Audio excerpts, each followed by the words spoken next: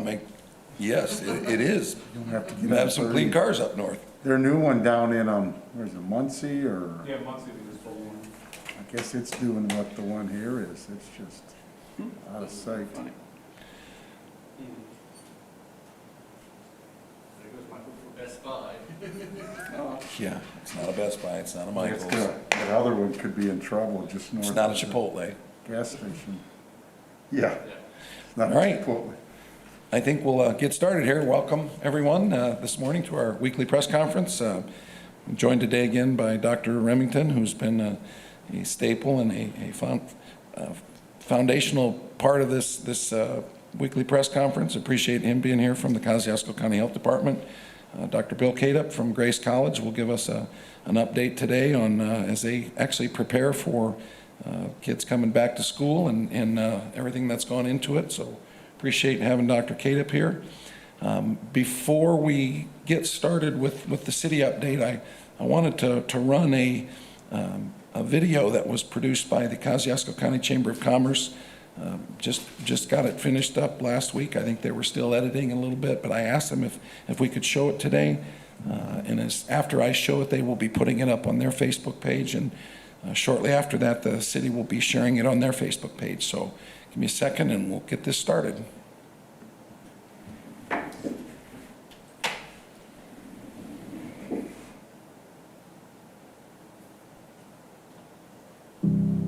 I wear a mask for my daughter and my father, who both have compromised immune systems. I wear a mask for my grandsons. Uso máscara por mi esposa y mis hijos. We wear a mask for our customers. Hi, I'm Raquel from Global Auto Inc., and I wear a mask so that I can remain a healthy mommy for my 2.5-year-old and so that our business can stay open. I wear a mask for my wife, who is a nurse and who needs to stay healthy so she can take care of everybody else. I wear a mask for Kosciuszko County visitors. We wear a mask to keep my son and our customers safe. Yo uso una mascarilla para mostrar que valoro la seguridad de los demás más que mi propia comodidad. I wear a mask to help protect my patients. I wear a mask so that our businesses can remain open and our economy can stay strong. I wear a mask so that I can get married in the fall. I wear a mask because I know science tells us that it works. I wear a mask for concern for my coworkers. I wear a mask because it's the right thing to do. I wear a mask to protect my sister and my parents. I wear a mask for my elderly parents and my children with asthma. I wear a mask for my wife and her kindergarten students. I wear a mask for my friends, family, and community, so we can hug our parents and grandparents again. It's a simple thing we can do. It protects our loved ones, it protects us, and it fogs our glasses up. But we've all learned to get around that. I hope if that's the worst thing that it does, that we'll all still continue to wear a mask. I wear it so we can beat this, and we can do it all together if we wear our mask and social distance. I wear a mask in Kosciuszko County because I want to be respectful of other people and their risks, as well as be a responsible part of this community. Utilizo mi máscara porque valoro a todas las personas en mi comunidad. Su salud de mis amigos, mis clientes y mis familiares es más importante para mí que mi inconveniencia al llevar mi máscara. I wear a mask for people with compromised immune systems like me. Thank you for doing your part in wearing your mask. By doing so, you help slow the spread of the coronavirus and you help to keep our community safe.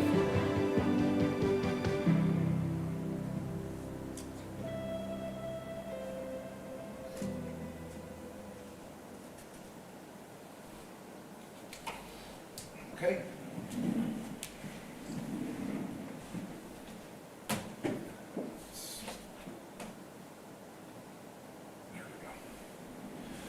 All right, so appreciate that. I think that's maybe the second time I've seen that. I think they did a great job.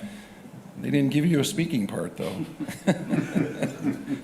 That's all right. Your message was effective. So, and I want to talk a little bit about the statewide mask mandate. You know, obviously it's taken effect. I will also say that part of the executive order allows when someone is addressing a group or giving a speech or doing a broadcast that they are not required to wear a mask. We will have our masks on today when we're not speaking, but I know people always have questions about why I don't wear a mask at these meetings. We keep our 6-foot distance, and we're following the executive order. But we have certainly implemented the mask mandate here in City Hall. I think the mask mandate is a common sense plea for all of us to just be socially responsible and basically use science to fight the spread of COVID. Talking with the health department earlier in the week, I know Nicole said our local infection rate is just over 8%, which means that those that are being tested, 8% are showing a positive. I believe our state goal is 5%. That's what they're trying to get this down to. So it seems to me that there is a measurable goal. If we can reduce that rate with mask wearing, again, our social distancing and good hygiene, I think we can lower that rate. It's been shown that we can lower that rate. And, you know, the bottom line, nobody wants to go back to the shutdowns and to all the restrictions, the stay-at-home orders. I think the mask is probably the most effective way that we can keep this economy moving. And it's not easy. And it's not anything we thought we'd be doing, but here we're at a point where the numbers are going up, and we don't want to go back to that stay-at-home and to the shutdowns. So it just seems to me to make good sense to be socially responsible, to do this when we're out in public. You know, I talked with a physician who's got a surgical practice, and he has certainly looked at the science to all of this. And what he's basically said is that, you know, if someone has COVID and you're exposed to them and you've got a mask on, you only have a 20% chance of getting that. And if both of you have a mask on, you have a virtually 0% chance of getting COVID. So it just makes perfect sense to protect yourself and others by wearing that mask. So we have instituted that protocol, obviously, here in the city. We're asking that everybody be responsible, wear the masks when you're out in public, outdoors and can't socially distance, or in indoor public settings. I just don't want to go back to what we did in the spring. And to me, that's really the bottom line. This is the best way to prevent that from happening. Something I think we talked a little bit about last week, but I want to emphasize again, the CDC did change their protocol, that they don't want testing to be a strategy to get people to go back to work. And I think the important part of that is hopefully our employers will understand that as long as their employees follow the protocol of, I think it's 10 days on a mild case from symptoms, isolating for that period of time, and not having a fever for now less than 24 hours. If there's a moderate or severe case, their CDC is recommending 20 days beyond the onset of symptoms with, again, no fever for 24 hours. That's what the CDC is recommending for a back-to-work strategy, and not more testing. We know we've run into testing issues with labs being backed up, and we'll talk about that in a second. But I just think we have to, hopefully, our employers will understand that as long as the isolation requirements are followed, the current isolation requirements by CDC, that their employees should be able to return to work. As far as our testing, we're in week 3 now down at Central Park. They've dropped off a little, although he said they did almost 170 tests yesterday. Probably been averaging about 200 tests a day for the first couple of weeks. But they did get a little slowed down Saturday, and again, they're don't work Monday, and now yesterday they did about 170. So I was down there, and there was already some lines going. So they're continuing to do a very good job, a very effective job. As far as MedStat, I know I had said last week the CARES Act testing that we were, the city and the county are utilizing our CARES Act funds to pay for. They had a little difficulty with materials and lab capacity. I did talk to them yesterday, and they've resumed their online drive-up testing. They prefer an online registration. It makes it a little bit easier. I know they have increased their turnaround time, though. She told me yesterday that 6 to 10 days is now what they're telling their folks. And I know previously it was, I think, 5 to 7 days. So the labs are still overwhelmed. She also wanted me to pass along that, this is not, the state is doing on-demand testing. Our CARES Act testing is not on demand. It's for people who feel they have been exposed or have symptoms. So they will not do on-demand testing if there's been no exposure or symptoms. And again, they're also continuing to help fill that gap. Under 12 years old, they will continue to see kids under 12 years old. So, and again, I mentioned that Parkview will be coming alongside doing some CARES Act testing. Again, I don't have all the details. We're still working through an MOU with them, but that should be coming alongside shortly. We do anticipate that the state testing will be here for at least this week and next week, and we don't know beyond that. So we're trying to make provisions. If the state testing pulls out, we want to have our CARES Act testing as beefed up as we can, and hopefully we'll have a couple sites with MedStat and Parkview and potentially even some mobile, maybe some weekend mobile sites with some other partners that we're in contact with now. So I know that the county health department, the commissioners and city are doing everything they can to keep this testing as accessible and as simple as possible. So I think that's all I've got. So with that, Dr. Remington, I probably said some things, hopefully not out of school, but you can correct me if I'm wrong, and the microphone's yours. Not out of school at all, Mayor, and spot on. Thank you. We obviously continue to see growth in absolute numbers of confirmed cases. We expected that with the surge of testing. Thanks to the State Department of Health's pop-up site at Center Lake Park. One of the metrics to follow is the statistic that the mayor alluded to earlier, and that's the positivity or percent positivity. And you can look at it in the aggregate. That's easy to see on the State Department of Health dashboard, but perhaps even more germane is the 7-day moving average of that, which is also, if you linger a bit in that State Department of Health COVID dashboard, you can find that for our county. And I just went back historically to see where we've been on that. So if you'll let me to speak to some statistics here for a little bit. It wasn't until late March that we had our first case. A month later, we had 23 confirmed cases. We were doing a 7-day moving average of 15 tests per day. That was late April. Our 7-day moving average positivity was around 7.5%. The state of Indiana at that time had an 18% positivity. So let me just take you month by month after that. By late May, so right before Memorial Day, we had 68 confirmed cases. Our 7-day moving tests per day average had doubled to 37 tests per day on average, and our positivity 9.7%. That's a significant incremental change. We were starting to feel it there toward the end of May. The state's average was 8.7%. So they were cooling off just a little bit at that point. We were warming up.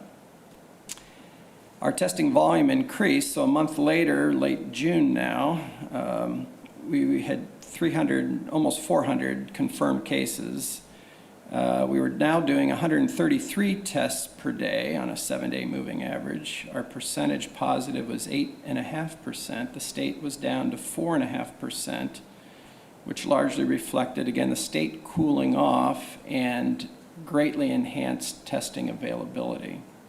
But we were pretty warm a month ago, right? As a shadow event, I think, largely to other District 2 counties, Elkhart County, St. Joe County.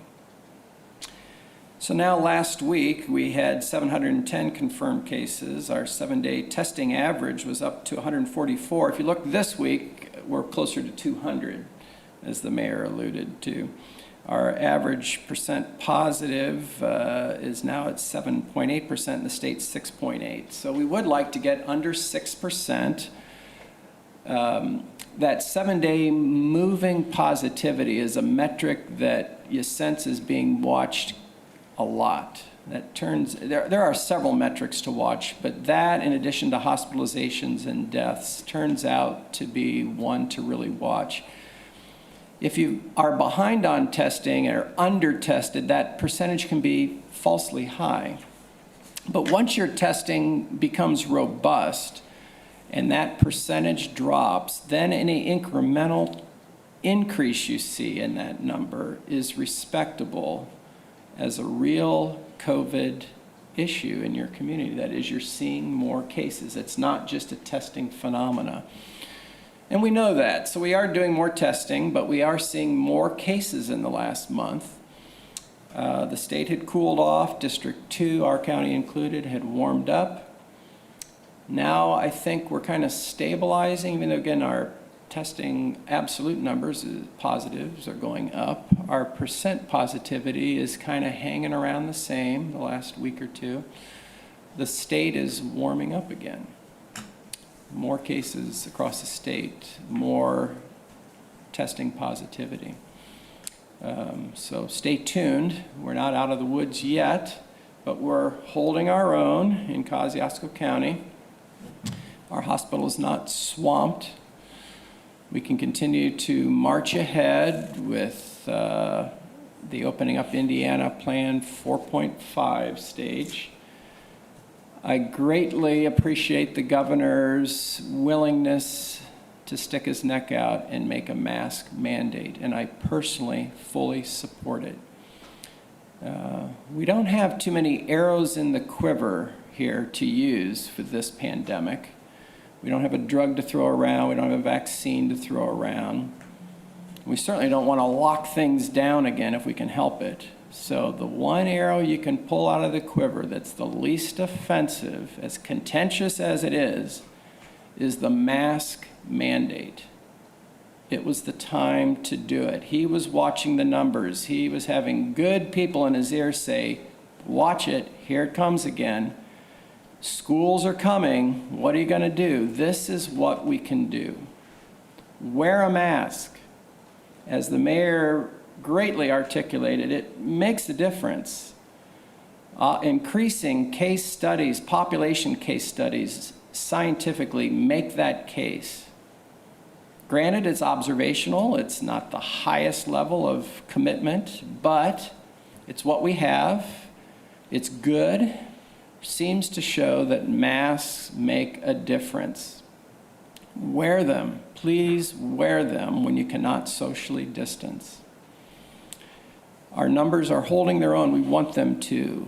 We want to open up schools and see these kids successfully in the classroom without locking down schools 6 weeks into it. Do all we can to be responsible citizens. Love your neighbor. Wear a mask. We're doing okay. We're hanging in there. Thank you. All right. Well, interestingly enough, while you were speaking, I got a text from the health department office, and the state has addressed the antigen testing dilemma. So I don't know if you were updated Actually, I on didn't that. get into the weeds on that, but I personally have lobbied heavily for that. And just yesterday, the state warmed up with some guidance with the use of an antigen test, which is an example of a point-of-care test. Which is a rapid result. It's rapid. test. So we have one rapid test available in the community that I know of, and that's at Physicians Urgent Care by Coles, and they use a molecular assay, the Abbott ID platform. That has been no problem with public health, surveillance, public health, case investigation, contact tracing. But the antigen test, which is a different breed of testing, another example of point-of-care POC tests, has been contentious. not just in the state, but there's been a national discussion about that. I personally have felt we needed it. We needed more ammo in our belts for testing. So here comes now a rapid turnaround test of a different breed, an antigen test. I believe Parkview, as well as our local hospital, has these platforms available. They were just waiting for a green light, basically from me. I'd been asking them to hold off until we could buy into state's public health management of our results. So go to it. Go to these antigen tests. Make sure they are reported. It's a little cumbersome right now to report them, but we need the public health surveillance, which will help us understand where we are as a community. But I think the timing is great because we're going to need that as children with a runny nose are sent home and asked to seek care and possibly get a test here in just a few weeks. So that's good. That's a little bit of a pressure relief valve for this community and many communities, I would venture to say, across the state by the State Department of Health graciously opening up the door to the use of that class of tests. They've been used, employers have been using them, certain back-to-work strategies have used them quietly, but now I think we can really expand into them with primary care, urgent care management of people with symptoms and close contacts. So that was a great set of emails I was part of yesterday. Yeah. Thank you. Yeah. And it'll be, we'll have to work with our partners as far as the CARES Act testing on how that strategy may change, be it the long-term tests, you know, the 3 to 5 to 5 to 7 to 7 to 10 day test versus the rapid turnaround. And we'll work through that certainly with our partners as that evolves now that there's more options here. So switching gears, Dr. Bill Cadup, I know you and your team out at Grace College have, from the day this thing hit, have been, excuse me, working very hard to keep, get your students educated for their spring semester last year, and now you got a fall semester starting, and I know you got a lot of things to talk about, so I'll turn this over to Dr. Bill Cadup, President of Grace College. First, I'd like to thank you, Mayor Joe, for allowing me this opportunity. The Warsaw and Kosciuszko County, they're very important to us as a college, and certainly good communication is critical. I'd also like to thank Teresa Reed and Dr. Remington and others from the health department here. They've been invaluable to us during these challenging times, and I want to give a special shout out to Laura Green, our KCH assigned campus nurse. She's been phenomenal in her work. Grace is an evangelical Christian community of higher education which applies biblical values, strengthening character, sharpening competence, and preparing for service. And we've been working these last 4 or 5 months at how we can maintain that mission. We, several years ago after the recession, we altered our schedule to have 2 8-week sessions each semester. And this spring, we had just started our second 8 weeks on March 11th, a Wednesday. And students had classes 2 days, and we, I remember that night, late on the 12th, our board met and we put a notice out that there won't be classes tomorrow on the 13th. So they'd gone to classes 2 days. On the 13th, we said, we're gonna shut the place down, and if at all possible, we'd like you to leave the campus by Sunday evening. So we gave them the whole weekend to do it. And we said, you're gonna have a couple days off, and on Wednesday, classes will start. And we were very careful to call this remote education, not online education. Online has a whole set of pedagogical issues and other things built in, but our faculty and staff were phenomenal, and we came through. And so all classes were remote. We shut the campus down. Immediately, our admissions folks put together video and began to do virtual visits. We had online chapel. We had online counseling. I don't know if you're all aware, but the mental health needs of college students are pretty intense these days. And you add the stress of this situation, and it required legislative adjustments, where if you're our licensed counselors counseling in other states, but that all worked out. We had online activities for students and the special needs, those that need extra care, it all came together. It was reported in the newspapers here and the other media, but we did receive government funding. We received about $1.5 million from the CARES Act, and we were probably the latest school, certainly in the state, to give refunds for students when they moved off campus. It amounted to about 1/4 of their year when you figure that second 8 weeks, and our families were very patient. We got about 1,000 living in the dorms, and probably under 20 actually wrote and said, are we going to get a refund like some other schools? And we said, we're working on first things first. Well, when we got that CARES money, half of it was required to go to students, and half we could use for other needs, and we just gave all ours to students. And that CARES money, it's about $1.5 million plus food savings, and we only had to chip in a couple $100,000 to give those refunds. So we were able to refund 100% of what the students would have paid. And the way we did it, it didn't have to come off as revenue, so it ended up being a good thing for us financially, but we were able to help our families. We also asked students, do you have other needs? And dozens have expressed those needs. They've lost jobs. One parent lost a job, a second. Students didn't have many jobs they could find at home this summer. So we did fundraising, and our friends here in the community and alumni, they've given now over $200,000, and we were able to push that right out to students. We didn't know if we would qualify for the PPP, the Payroll Protection Plan. First Source worked with us and helped, and we did qualify, and that was a tremendous help. Everybody's at home working, but still to have that resource, so that was another $2.5 million, and we believe that virtually all of ours will be canceled when those applications are actually working. So this summer we shut down.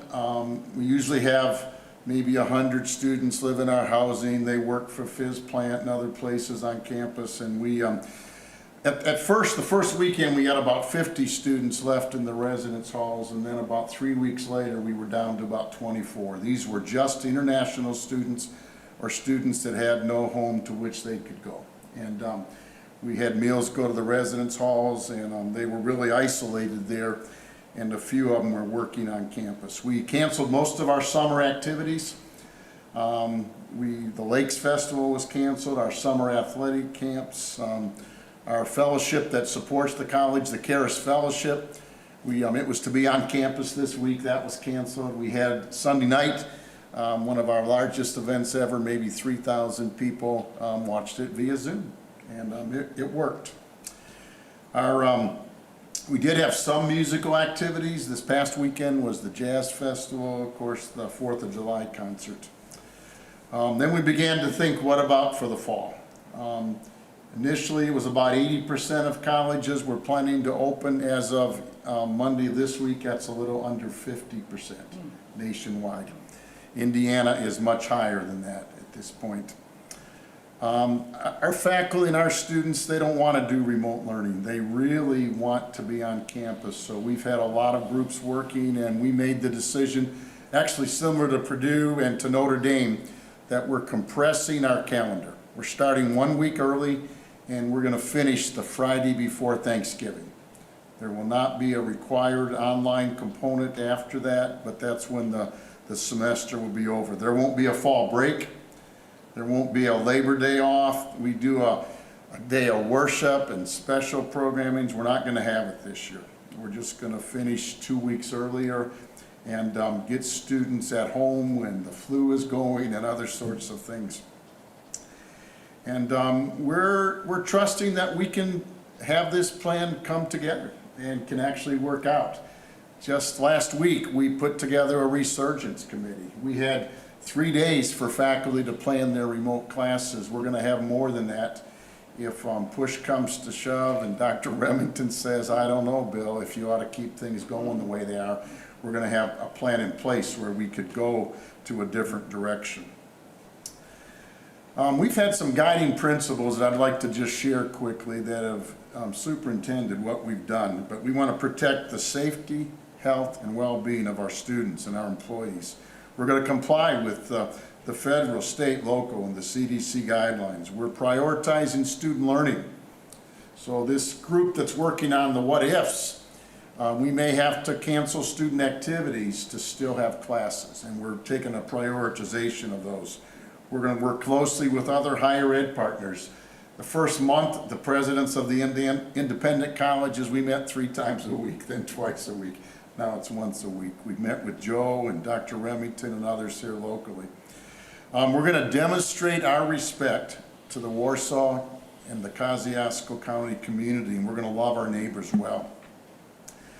So as this planning's taken place, I just wrote down, we've had subgroups working on different tasks, a classroom space. Like classrooms now will hold about 40% of what they have typically. That's a challenge. That's a challenge. We, to make this work, we're using classrooms over at the Westie. We're not going to have many off-campus events on campus, so we're using the banquet rooms. We're using facilities at the Winona Lake Free Methodist Church, at CE National, at Winona Lake Grace Brethren. So these partners have been phenomenal to us, and we have classrooms assigned there. We've got pretty tight travel restrictions. We're urging students not to go home and come back, but to stay here on campus. And if they go, we have some restrictions.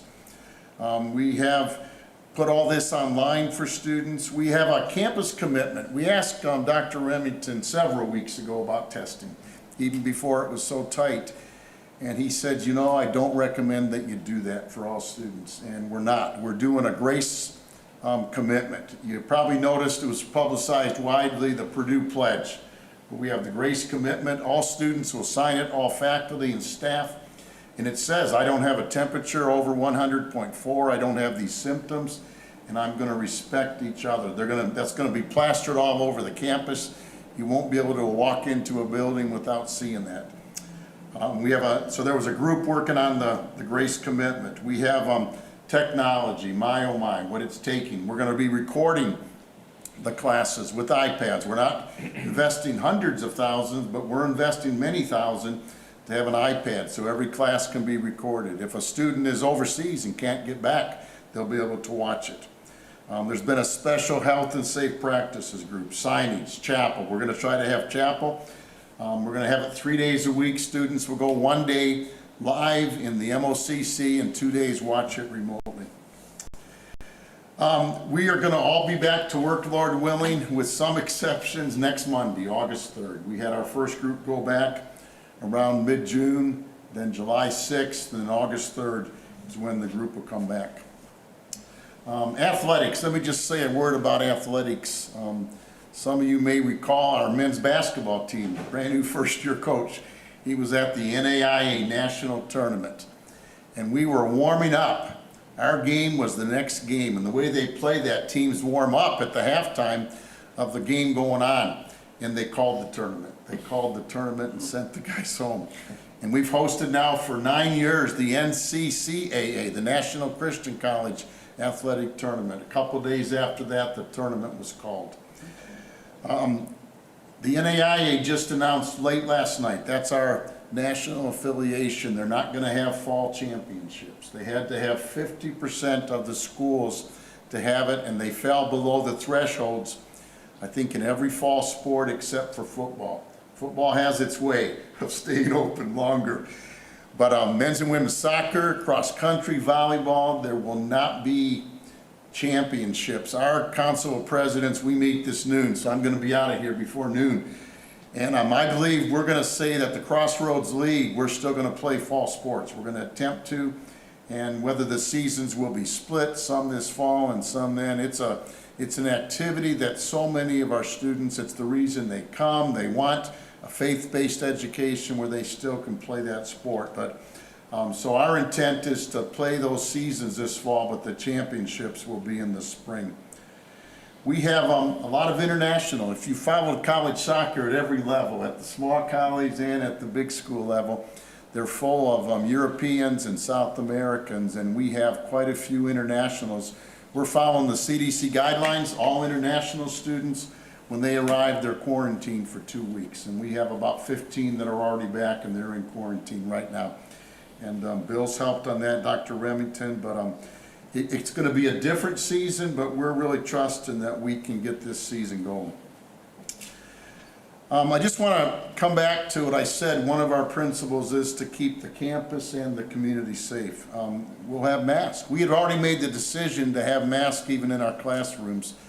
And I want to tell you, we were glad to have the governor decide this last Tuesday. It just makes that announcement a little bit easier, Like here, the faculty, there's going to be at least 8 feet actually. They could take their mask off. If they go out and mingle, they're going to put it back on. But students will have it on even though they're 6 feet apart.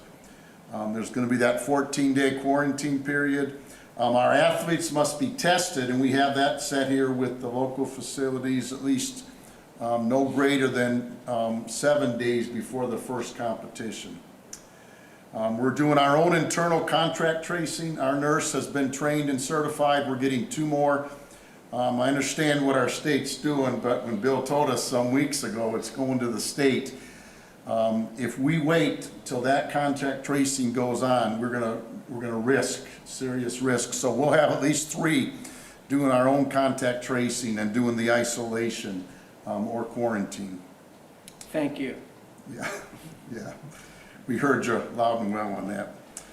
We're going to do early testing for those with symptoms when we believe it's called for. We're not testing everybody. We had explored a company that wanted to test every student, but we are going to have some testing going on. And most importantly, we're following the direction of our local, our state, and the federal CDC guidelines.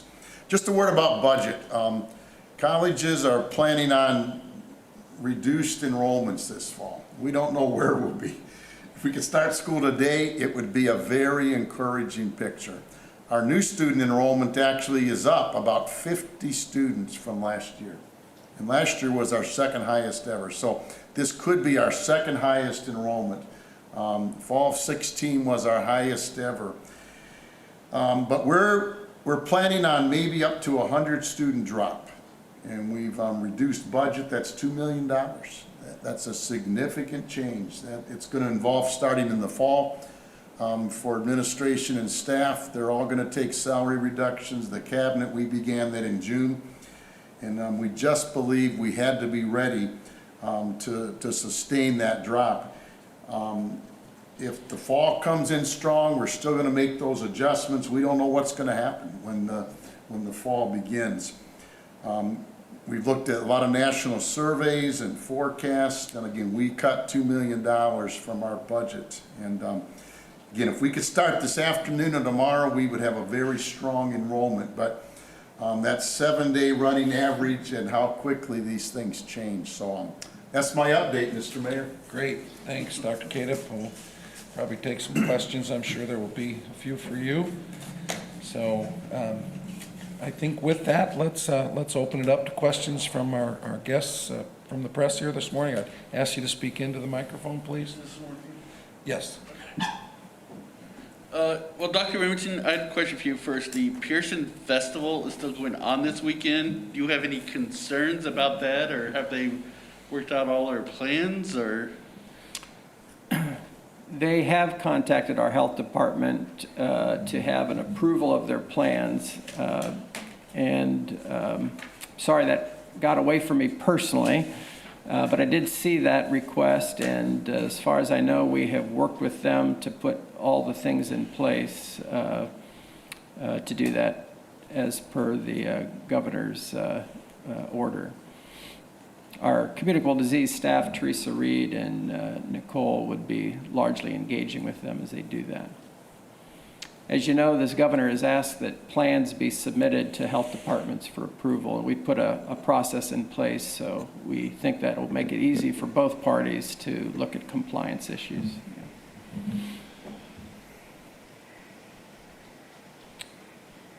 And Dr. Cadiff, you talked about athletics. What about people going to the games? I mean, will you be limiting fans there? Yeah, almost certainly there'll be limitations. I can't tell you yet what that's going to be. One of the things we hope to have is that all 10 schools will agree to the same standard, and that's probably going to be one of the latest thing. Our opening soccer, I think something like September 4th, and it could be September 1st, we say. So we don't know, but almost certainly there won't be normal, anybody can come, unfortunately.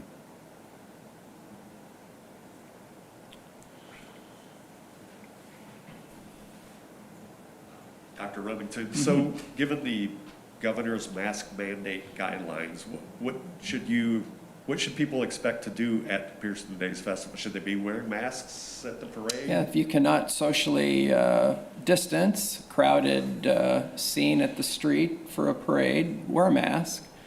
If you're at a booth and there's a bunch of people around, wear a mask. If you're the only one at the booth and there's nobody around you and the person running the booth is quite removed from you and it's hot, you could take your mask off briefly, that kind of thing. But have a mask with you if you attend public events like that. Wear it if you feel the setting is such that you can't control the spatial distance between you.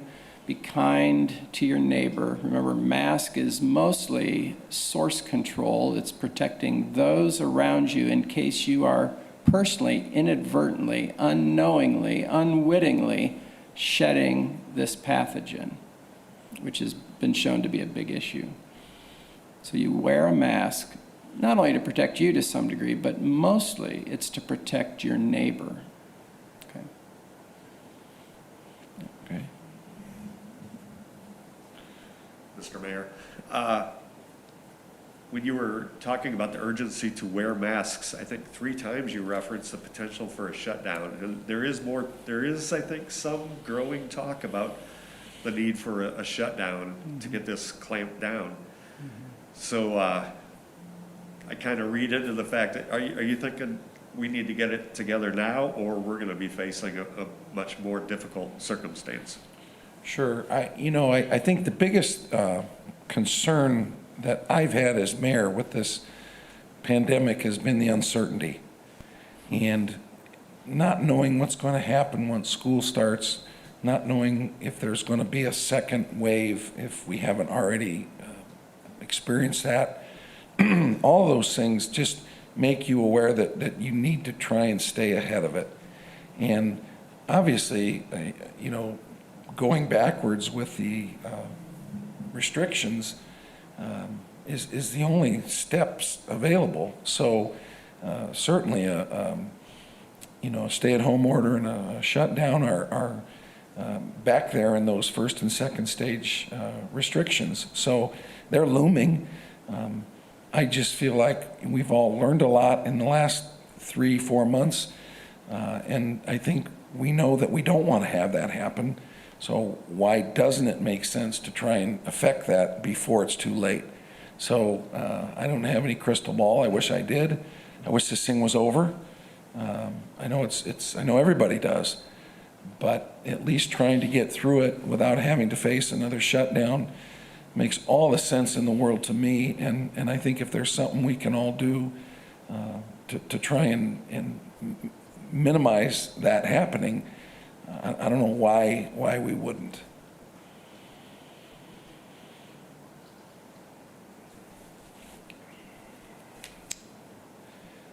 Okay. Mr. Spalding? Dr. Cater, when do students return after the Thanksgiving break? It'll be, I think it's the first week of January when second semester starts. So they're going to have a long vacation at home. Okay, thank you. Our new students come the weekend of the 7th of August, so this time is nearing. And athletes will be coming in the same time except for the internationals who had to come to be quarantined. And we start August 19th. Right. I think I heard this morning Avon schools down around Indianapolis started today. So school is starting today. So we're just knocking at the door on that. All right. Dan, no? You might have kind of mentioned this, but one thing I always know that Grace College's students do is they participate in community activities like the shopping spree at Owens or the plays or whatever. So is that going to be have to be eliminated this year on the community involvement?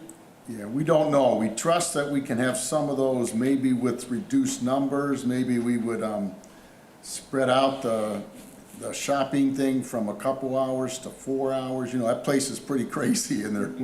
So we've not said yet. We're going to have 6 or 7 of these big events that are still being explored. We're going to have 4 big tents on campus where we can have a lot of activities in the evening. Being outside, even with masks, is safer than being inside. But we don't know how all those community events are going to be yet.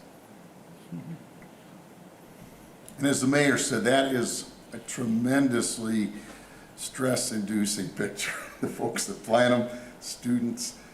I was on a phone call with about 20 of our students and our associate VP for student life maybe 2 weeks ago, and they were just telling us how they don't like this. And one said, well, at least we're not going to have to wear masks in the classroom. And we had just decided it the day before, and I'm thinking, oh my goodness. And a few minutes later, he said, I have to tell you something. And he told them. So then they said, well, we'll just go off campus. That's what we'll do. And they're going to have that mask when they go off campus. If I can just make one more comment, I got off script a little bit. I wanted to remind us why we're doing all these things with this pandemic. And it's a little hard to get to the infection fatality rate, and it's a moving metric. But I think in a nutshell speaks to why we're still talking about this pandemic. A typical year, seasonal influenza has an infection fatality rate around 0.1%. They think, if you look back a century ago, Spanish flu and all its grief had at least a case fatality rate, which is a little different, the infection fatality rate, around 2.5%. So less than 1%, 2.5%. What about COVID-19? Again, the number shifts around, but it's still settling around 0.6%. So it's just a bit less than 1%. So somewhere between a typical seasonal influenza experience and the horror of a century ago sits COVID-19. It is not influenza, and that's why we cannot respond as though it's just influenza. Thus, all the stuff you hear us talking about, it is different. It's a real thing and worthy of respect. And it, unfortunately, just has taken its good old time and going away. And it may take a vaccine, it looks like, for it to really be trampled down. So hang in there as a community. Please engage with this. Thanks. Yeah, you mentioned a vaccine. I think I saw where they've started testing, and the one gentleman said that's gives us 6 months before, if this all works out. We're still 6 months away. Does that sound reasonable to you? I really don't know. I hear those same messages, and they're kind of all over the map. But I can tell you they're pushing it through really fast, and they've invested huge amounts of money, federal money, in this. And what is interesting to me is I hear the same news reports that they are ramping up production of these unproven vaccines now. If it looks promising, I mean, here come the millions and millions of doses. We hope it gets approved. I mean, what a gamble. And I have never heard that before. So if there's, we have great opportunity with this pandemic to see something effective come just crazily quickly to us as a population. Dispensing it with equity will be the next challenge, of course. Yeah. Yeah, those are questions, you know, this whole, all these isolation and quarantine protocols and testing protocols, we've kind of been learning on the fly. And I assume the vaccine's going to represent another challenge, as you suggest. Who's going to get it? You know, how many doses are going to be available? How often are you going to need to get it? I'd like to think that that's going to be the answer, and that's going to get us out of this, and I think it'll have a lot to do with it, but it's just, as you suggest, it's a novel virus, and we don't know. So. I have one more for Dr. Emerson, if you mind. Mm-hmm. Last week we had 3 more deaths. The week before that was 4. Can we expect kind of that? More. More? So it's a lagging indicator. I mean, condolences to those who have lost loved ones. But it is a lagging indicator. Those infections probably were acquired a month ago. And we'll see more. We'll just see more. Okay. Any final questions? All right. Well, again, we will be back next Wednesday. That'll be our, I think we're meeting with Rob Parker from the Chamber and Alan Teo from KEDCO, as well as Dr. Remington. And then after that, we'll skip to the 19th. We'll start every 2 weeks unless something happens, which I hope it doesn't. Hopefully we'll not need to do these much more. But for now, I think we're hopefully still getting good information out. The testing is still somewhat in flux, and I think that's a big opportunity here is to let folks know when and where the testing is, because it will be evolving, if you will, in our community, both with the sites and potentially with the type of testing that will become available. So we'll stay tuned for that information. So we'll see you August 5th, next Wednesday. Thank you. Can I get a picture of all 3 of you, like in your masks and feet apart? Sure. I just need some artwork. Artwork, not so little. Well, he's going to. You're going to touch these pictures up.